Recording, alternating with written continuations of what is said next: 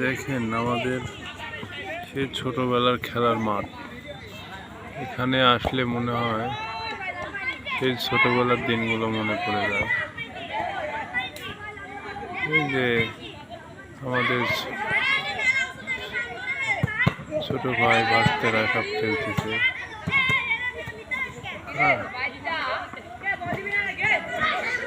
দেখেন এটা আমাদের কান্দিভিটা মাঠ।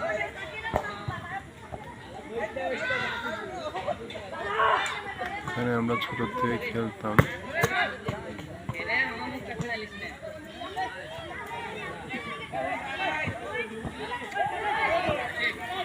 অনেক বড় মাঠ, এটা রাস্তা।